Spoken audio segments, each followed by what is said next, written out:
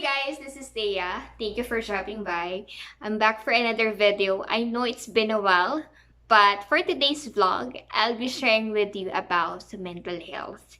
As you all know, I've been a mental health advocate ever since I've recovered from my generalized anxiety disorder. I was clinically diagnosed way back in 2014, and I know how difficult it was to deal with. And for today, I chooses to have a Zoom discussion. I've invited my friend who has been a mental health advocate as well ever since in 2016 that she recovered from her adjustment disorder that is mixed with anxiety and depression. And I believe she is the right person as well to discuss with us about mental health because she has earned some trainings and educational background, not just in biology, but also in psychology and mental health.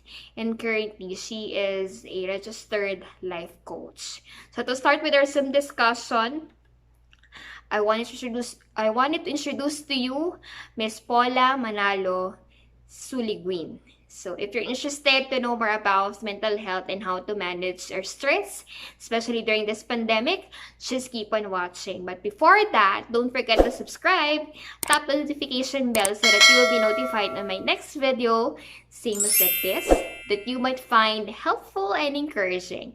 So if you are ready, let's start!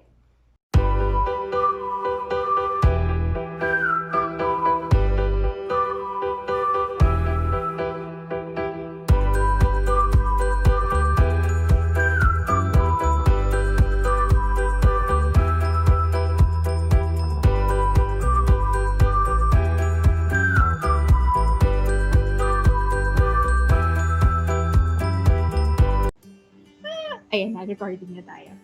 So, so thank you very much, Paula, for giving us a chance to have you as a guest speaker, as a resource speaker for this topic for my blog. So, just really wanted to really appreciate you for saying yes to this. Alam ko, you nakaka-relate ka din sa topic natin. Like, mental health is really a large concern, I must say, in our country, pero sobrang konti lang nung talagang nagbibigay ng pansin for this issue.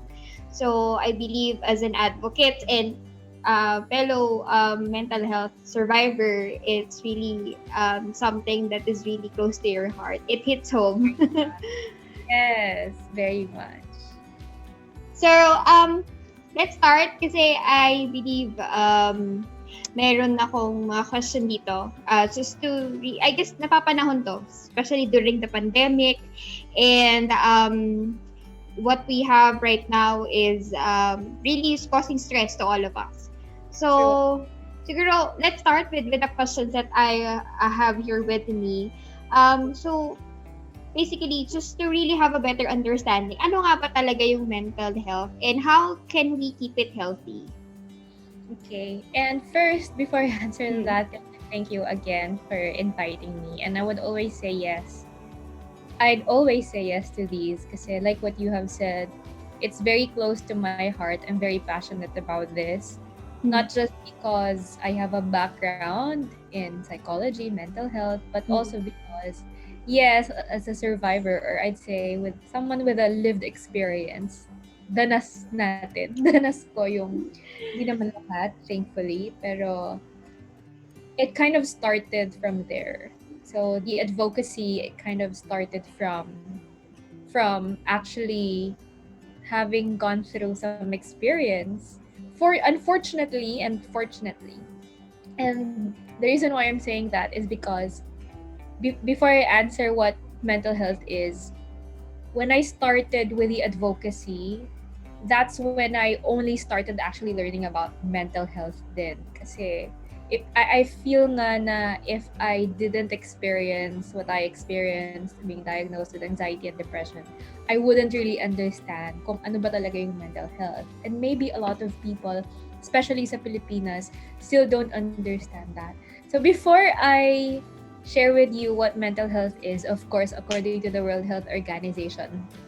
The World Health Organization actually describes first health as let me quote, health is a state of complete physical, mental, and social well-being, and not merely the absence of disease or infirmity. So Mhm. health pala, according to the World Health Organization, is yung kabuuan, physical, mental, and social well-being. So mental health is part of health. And we can't be healthy if we're physically healthy pero meron palang problema in terms of emotions or mental problems and even yung social well-being natin. So from there, actually, also from the World Health Organization, let me quote also again, mental health it's a state of well-being, and there are actually several factors to consider para masabi na meron tayong healthy mental health. And that's number one. So this is also again from the World Health Organization, is we can realize our own abilities. So if we can see ourselves na we understand now we can be the best that we can, we are mentally healthy. But it's not just that. Number two, katulad ng nabanggit mo kanina, nowadays it's been so stressful, really. And number two, according to World Health Organization, is if we can cope with the normal stresses of life. And the third one is if we can be productive, or if we can work productively. And of course, if we can work productively, mas makaka-contribute tayo to our society or to our community. And that is what mental health is according to the World Health Organization. So alam natin yung kakayahan natin, na-realize natin yung mga kaya natin gawin. And despite that there are stresses in life and all these things, nakaka-cope pa rin tayo. And we can be productive, Mhm. and yun nga, can contribute to our society. Very important. Yun. So that's mental health. Wow, very thank you for answering very thoroughly answered question. And honestly, siguro kaya rin hindi rin nabibigyan pansin yung mental health is because not everyone is aware the meaning of it. So not everyone is really making a conscious effort to really get to know mental health. Kasi they're thinking, alam mo yung stigma kapag dito sa Philippines, kapag you're saying that you have mental health struggles, quote unquote, ang sinasabi nila kagad is you are psychotic, or you, or the term that they have is ano, nababaliw ka na ba or what. So we're hoping as advocates na matanggal yung ganong stigma. So we Exactly. still have a long way to go, I believe. Mhm. But how will you like na-mention na rin naman yung mental health, this is gonna be a follow-up question. How will you, what would be your advice to people? Like, for example, they really have limited knowledge when it comes to mental health. How would you advise them to really respond to people who's coming to them and they're saying na, I have struggles, but I don't know where to start. I don't know kung paano ko magsisimula. Or for those people who has family members who's dealing with mental health, what would you advise to them? The thing is, because when we say mental health, like what you mentioned, diba, there's stigma. But a lot of people don't realize is we all have mental health. Mm-hmm. It's just that sometimes some people experience, there's what we call a mental health continuum. Mm-hmm. And it's a continuum wherein you can be on one side wherein you are healthily coping, you are able to cope with life stresses, and Mm-hmm. there's another side. And since it's a continuum, so some people can slide down. And the other side is there can be poor mental health, and worst case there can be mental illnesses. Mm-hmm. And the thing is, in responding to someone with poor mental health Mm-hmm. and mental illnesses, it's highly encouraged to always seek professional help. If naman dun sa healthy coping, or there's what we call reacting na hindi ganun nakaka-cope, that is where a lot of your family and friends whom you can trust can help more. Mm-hmm. Pero kung medyo napapapunta na sa poor mental health and yun nga mental illnesses, mental health problems, we would always encourage and we would always need professional help. The thing is, paano nga ba natin tutulungan? Let's say someone is saying na nagkakaroon siya ng mental health problem. We can actually directly answer na talagang meron siyang mental health problem kasi a lot of people are not yet that knowledgeable. So, kaya the safest way is to always seek help, seek professional help. And also, responding to people who are particularly struggling with mental health problems kasi is not a one size fits all. There are some na they are hesitant to reach for help. And our professionals would always tell us na it's very important din na the person is willing to be helped. Kaso there are some cases naman wherein maybe the person no longer can ask for help or reach out for help, diba? So, doon naman papasok yung for some people, it's very important talaga na we are knowledgeable on some mental health issues and know who these people or institutions are na pwede nating tawagan to ask for professional help. Pero there's always a key thing na marami, I think, or some people would feel confused about na if someone has a problem, it's whether it's a mental health problem or not, and that person kind of reaches out to you, likely that person would want someone na makikinig sa kanya and not necessarily na mahihinga na agad ng advice. Ganon.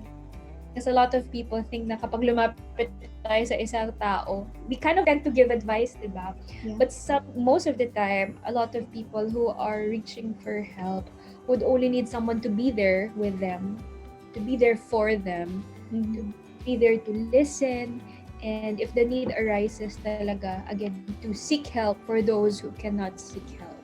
Yun. So, I can't directly answer, I mean, we can be there, pero to help someone kasi with, let's say, someone who's struggling with mental health problems, pwede kasi na that person, again, could be hesitant to be helped or unwilling to be helped. Pero even if ganon, if the risk is too high na, and that person already is, let's say, resorting to self-harm, kaya harming other people na, if life is at stake, of course, that's or sana huwag nang umabot sa ganon, pero if in case may ganon, professional help agad, reach out. I see. Thank you so much for that, Paula. And third question, what are the misconceptions about mental health? I mean, perhaps you could share your personal experience, that you experienced before when you're dealing with your mental health problems. Yes. Like what I mentioned, before I had no idea that there are mental health problems. And I had no idea din na meron palang mental health tayong lahat. And we have to look after our own mental health. So, I guess that's one misconception na hindi natin alam na nag-exist ang mental health sa ating lahat. And another one is like what you mentioned a while ago na of course there's a stigma nga. And a lot of people would think na kapag sinabi nating mental health, automatic na yan na someone is crazy. We don't want to say that, pero yun yung baliw or mental hospital agad yung nasa isip ng mga tao. And there are just a lot of derogatory terms na instead of mas makatulong talaga nga is mas nalilid tayo sa misconceptions. Yeah. So, yeah, a lot of people I'd say would think na pag narinig kasi yung mental health, parang agad, psychiatrist agad, psychologist agad. And in fact, may mga kaisipan and thoughts nga na if you're going to see a psychiatrist, if someone is going to see a psychologist, or someone is seeking help, ay meron na agad problema sa pag-iisip, sa utak, and a lot of people don't want to be labeled that. So yun, a lot of people think na when we say mental health, it's always the negative side, pero hindi naman. Kasi nga lahat tayo, we all have mental health. Yeah. I see. Thank you so much. But based on your experience, ano yung mga na-experience mo negatively? I mean, is there any challenges, especially with your friends? I believe there's going to be a change of lifestyle. So, what are the things that you've experienced before, like with your family, with your friends, or were you able to get a strong support system going through with that journey? Wow. I remember kasi, like what I said, when I was experiencing it, I had no idea what that is. Mm-hmm. And I was a medical student back then when I was diagnosed with anxiety and depression. And I felt like ang naiintindihan ko lang noon was Mm-hmm. wala akong alam, mahina ako, hindi ako matalino, and hindi ko kaya. Because I couldn't study, I couldn't concentrate, I couldn't Mm-hmm. focus on the things that I had to do, I couldn't prepare for exams. And the more that I couldn't do all those things, the more na I would feel bad about myself. Mm-hmm. Tapos, I remember I started parang skipping school na, and there was a guidance counselor who was reaching out to me. Thankfully naman, nag-reach out siya, pero I was still very hesitant kasi I was thinking na dahil lang sa mahina ako, hindi ako matalino, makikipag-usap na ako sa guidance counselor. Which, by the way, I think that's another misconception Mm-hmm. na when we're parang pag makikipag-usap ka sa counselor, ibig sabihin problemado kang estudyante. But, that's not always the Yeah. truth, right?